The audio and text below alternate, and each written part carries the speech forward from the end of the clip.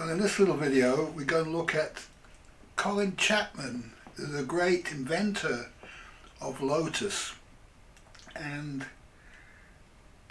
I'll show you some pictures first of the Lotus car and Colin Chapman, two Lotus cars actually. The Lotus Elan is the first one, the red one, and then the Esprit is the final one. And then we'll just talk about Colin Chapman's philosophy, if you like.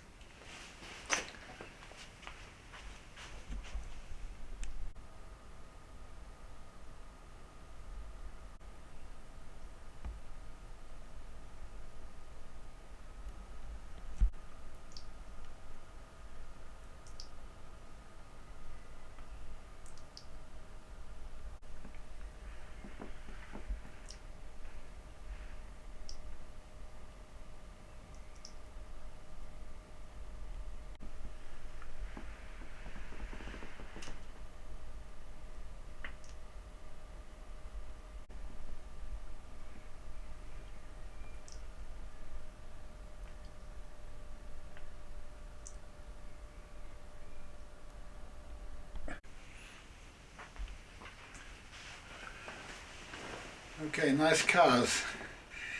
Colin Chapman's philosophy was simplify, then subtract weight. Okay, so what a wonderful idea this is. And the cars that Colin Chapman made are probably the greatest cars ever made. And if you drive a modern light sports car, mid-engine light sports car, you get a sort of idea of what one of these little Lotuses was like. Now, a Lotus Elan, the first car we saw, is a small car, yet it's perfectly fitted to a normal sized human being. If you're exceptionally tall, you might have trouble fitting into one of these things. Yet generally a normal sized person, it's an ideal sized car. And if you put it next to an SUV, it would be like this, like this, and the finger and the fist, if you parked one next to the other. And the weight is the most significant thing, because a Lotus Elan weighs about 600 kilograms, which is just over between 1,000 and 2,000 pounds. Now, to give you some sort of an idea, a Tesla weighs about 2,200 or 2,300 kilograms. It's like 4 Lotus Elans, nearly. And somehow we've lost the plot a little bit in this weight area, because if you drive a sports car that's built lightly, for example this MGF, which I've only recently acquired, weighs 1,060 kilograms, I think. So it's not as light as a Lotus Elan, but it's got a lot more fittings in it. It's got a lot more of everything in it, yet it is light for a car. And I was staggered at the difference between this car and my previous car, which was a Jaguar S-Type. And the Jaguar S-Type is a heavy car. It's the same weight as a Jaguar XJ6. It's 1,800 kilograms. And so you think, a large Jaguar XJ6, 1,800 kilograms. This is a lot lighter than a Tesla. a lot lighter. And if you go to these SUVs, you go into 3,000 kilograms plus, 4,000 kilograms, some of them. And some of the car parks have been condemned because they can't, if you filled them up with electric cars, they wouldn't meet the codes, the engineering codes would actually be in danger of collapsing with the extra weight. And so this is something that nobody's really talking about with electric cars. So I'm going to talk a little bit about that in this video. But I wanted to show you my own simplify and add lightness effort, my own effort, and in this next video. Okay, I'll play the video and then I'll talk about it.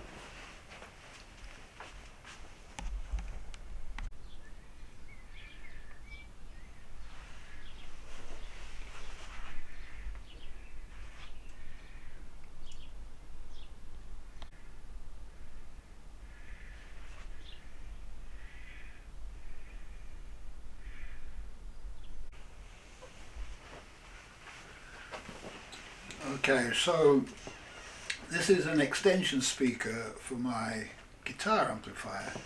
The guitar amplifier is a little 5-watt tube amp, and I've already built a big extension speaker, a great big one. I built a great big one, the opposite design of this, and as solidly built as you could make, really, and with an all wood cabinet, and it was really, really nice. The sound of it was so much better than the smaller speaker. This is a 12-inch speaker in this, and I needed a big speaker also because I sometimes play my bass guitar through it, and I wanted something that would reproduce bass guitar frequencies as well.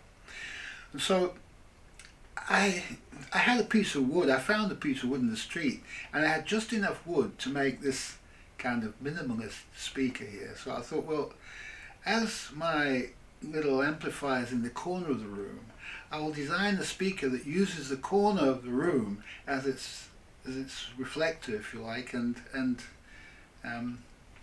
also it's designed so that you don't get these. It cancels out all of the stuff bouncing off the back wall. It cancels it out with it being triangular like that. So it's got a design, and this is what's called an infinite baffle design, and it fits very, very snugly into the corner. And I had the piece that I cut out for the hole. Half of that, there was 2 halves of it, was a semicircle. I just glued that onto the bottom as a foot and cut the other half into 2 and used that to put the foot on. So it's just made out of one piece of wood, and there's no wastage. You know, the circle is used for the stand and everything. And it works perfectly. If you sit it on the ground, it doesn't tip over. It's very heavy. It's a very good speaker. It's an Italian speaker. It's a Jensen 12R, I think. It's a nice speaker. I know what it sounds like, and so I knew what I was making when I made it because I'd already used this speaker. And I actually found a second-hand one for sale on eBay that somebody had changed for another Semestian speaker. And so I got it for a good price, and we managed to build this little speaker, and it sounds really, really good. I've been using it for some time, and I thought, you know, maybe I don't need to use this big speaker. Maybe I can just use the same, just a little speaker that's built in, because I wasn't playing my bass guitar. So I unplugged it. I played my guitar once, and I immediately plugged it back in. It sounds so much better. Yeah, so much better. And so when I made the speaker, I hadn't come across Colin Chapman's idea of simplify and add lightness. Yet you can see that I was already onto this intuitively in this particular design, and it did work rather well.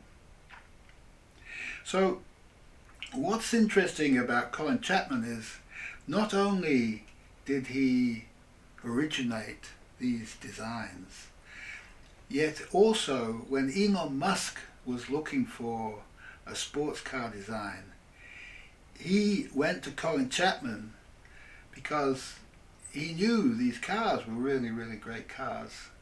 And as far as handling is concerned, there's nothing that beats a Lotus. And so I think I'm getting ahead of myself. Yes, Tesla, The Tesla Roadster is based on the Lotus design, the Lotus Elise. But this, we're going back one step before, because the previous guy who tried to do what Tesla did, which is disrupt the motor industry, was a guy called Delorean. And Delorean did the same thing. He went to Lotus and he got Lotus to help him to design his DeLorean car.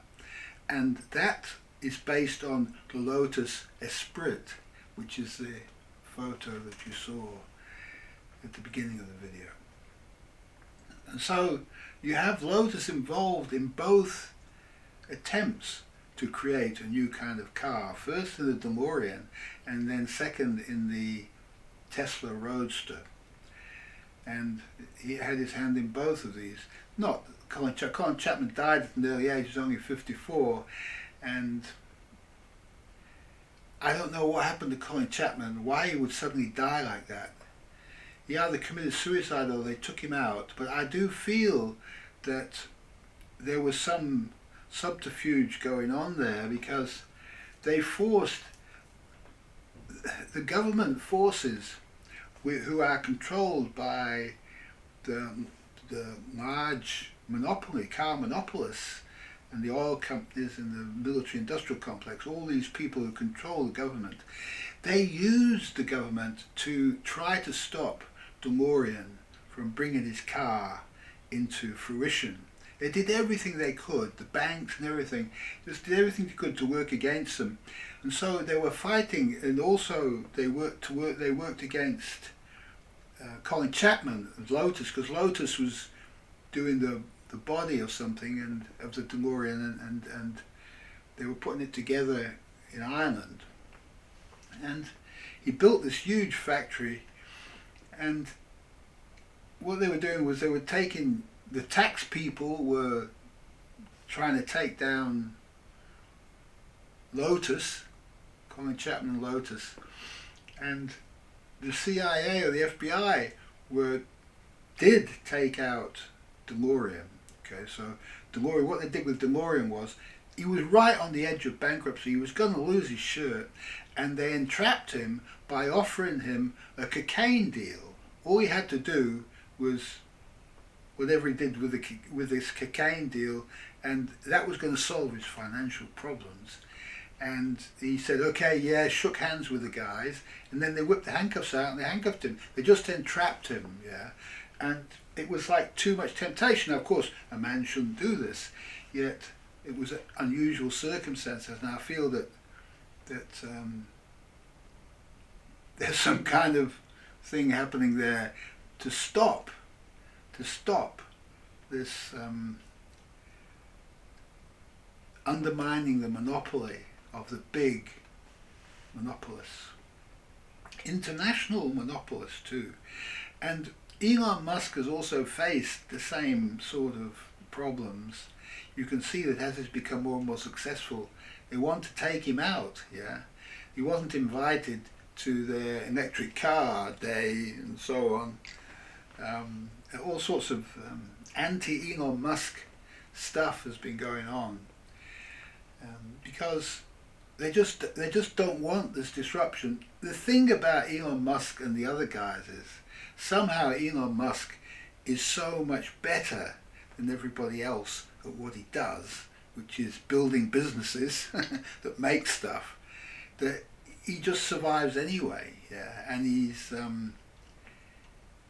got plenty of money behind him. So, and Elon Musk has almost been taken to the cleaners.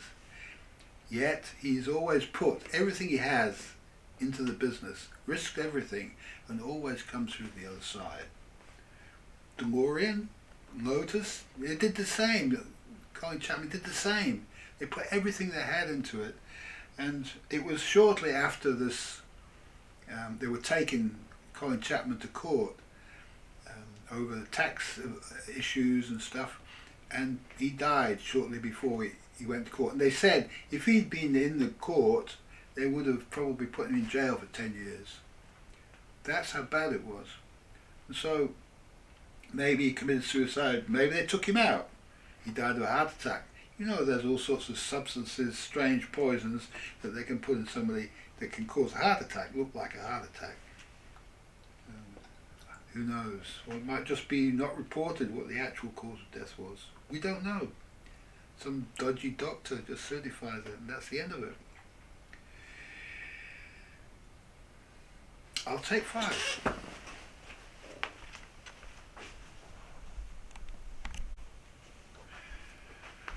Okay, so this philosophy, simplifying out lightness, it's a fantastic thing. And it's something that we should all be thinking about. All the creators, manufacturers of cars especially, should be thinking of this, because they've all become too complicated and so very heavy. And to the point now where it's actually dangerous to drive on the road together with these big electric cars, because they haven't compromised on the size. You know, the monopolists, manufacturers, Ford and GM, people like this, they just take a great big truck and they'll electrify it without changing anything. Yeah? And you just end up with some great big heavy vehicle plus another 1,000 kilograms of weight. And so what happens is these things just go like a dog, and they just use up loads and loads of power is taken up before you've even started to put people in it, just to carry the batteries. Yeah. And so you've got a very difficult situation, power to weight ratio problem here.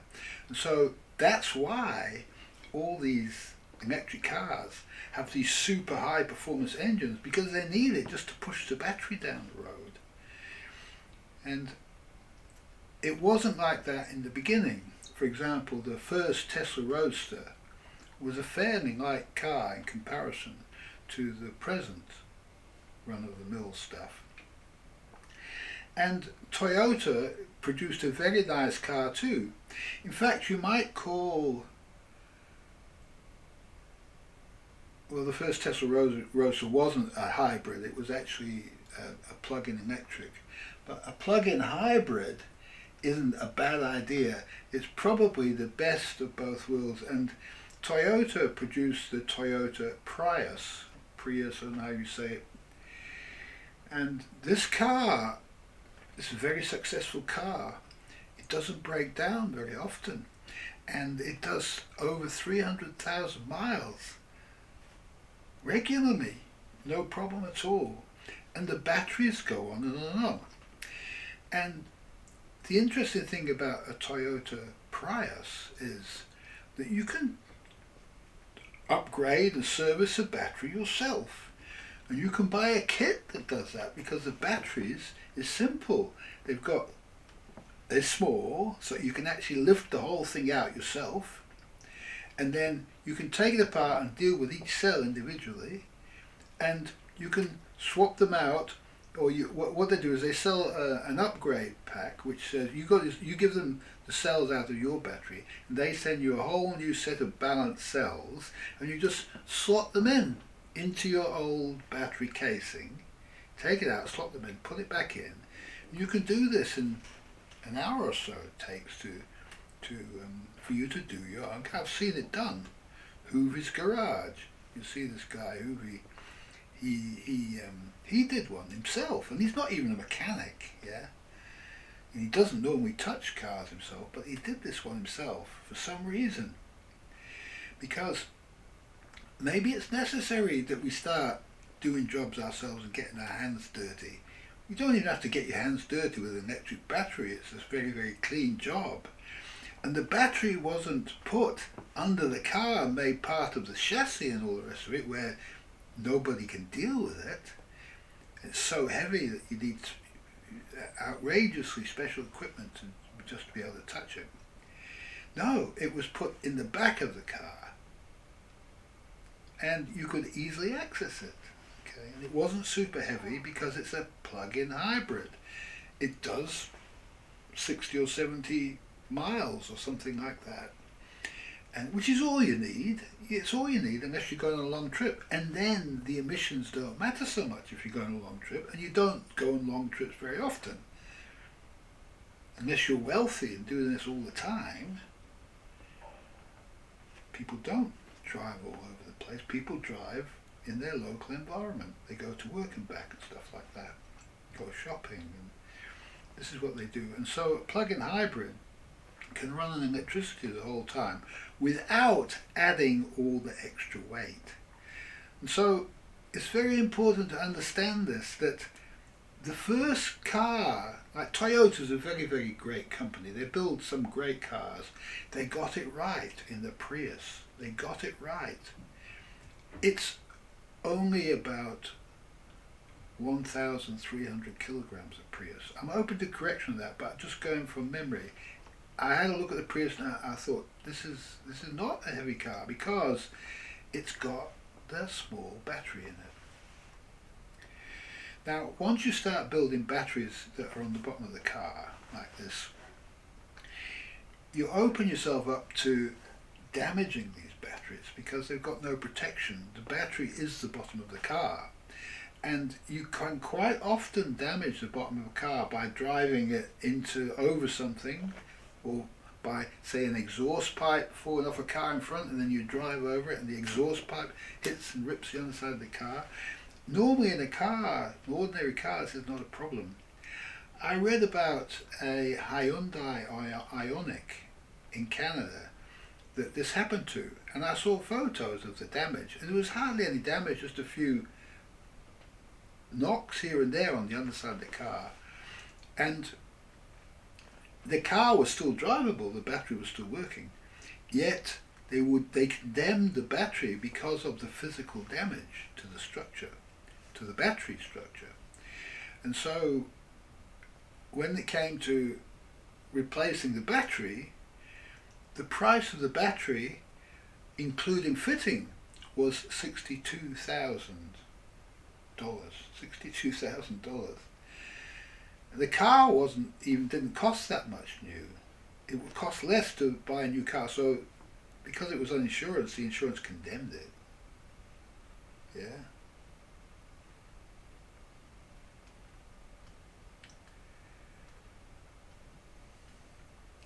I think it was like 5,000 to 6,000 to replace the battery, just to take the battery out and put another one in.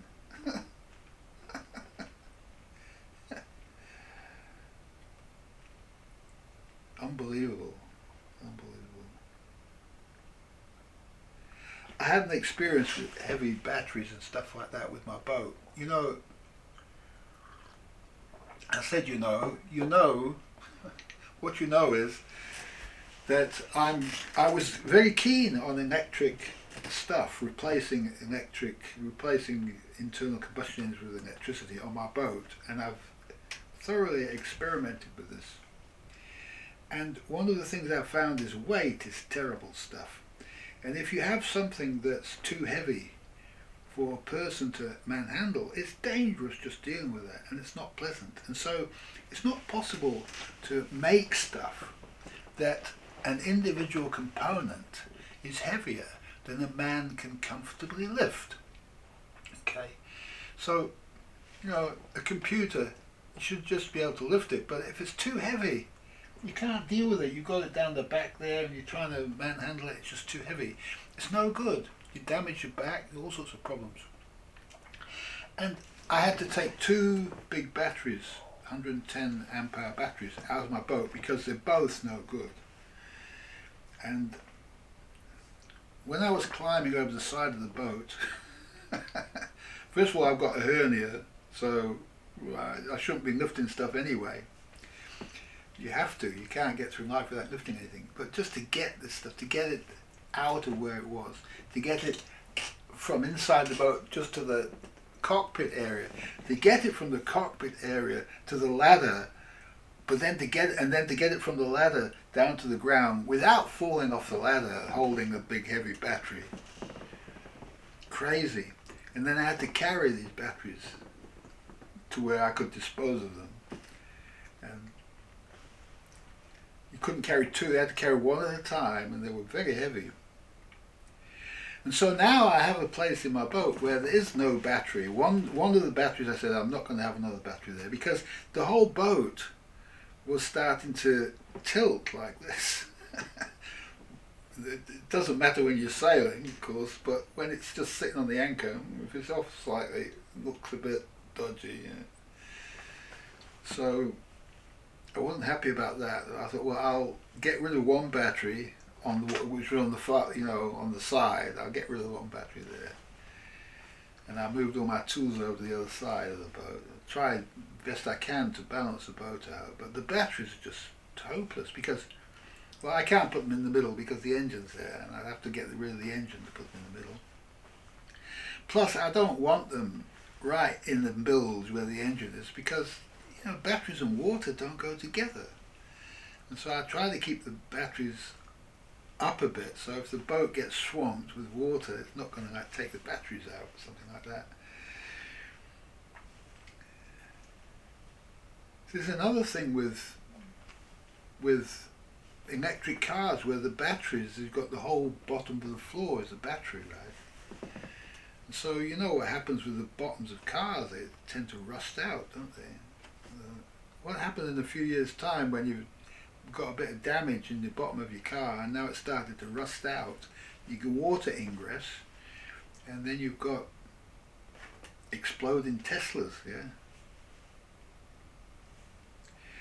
I just feel that we're on the wrong track here completely. I really feel that this whole weight business, I wasn't aware of the weight business with electric cars. I just, because nobody talks about it. I thought, oh, an electric car is just an ordinary car with a battery and an electric motor. Simpler. Yeah. It's not simpler when you get to this heavy stuff. And they've added all this other complexity into it, like this driving stuff, and the computer, all the computer technology and everything. It's not simpler. I really like going back in time with cars because the further back in time you go, the better the car gets as far as simplicity goes. And you lose more and more plastic parts, gain more metal parts. Things start to stop breaking.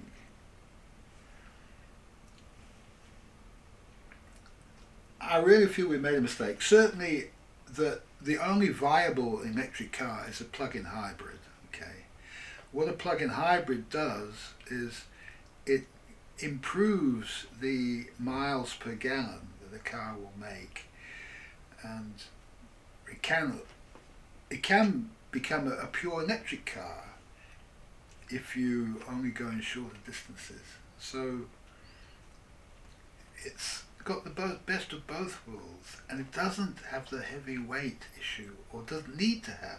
The trouble is everybody wants all these extra range. All the time the battery's just getting bigger and bigger, and the car that needs a bigger and more powerful engine to push it along. If you've got a more powerful engine, you need a bigger battery. Everything's working against you. The philosophy's lost. Simplify and add lightness.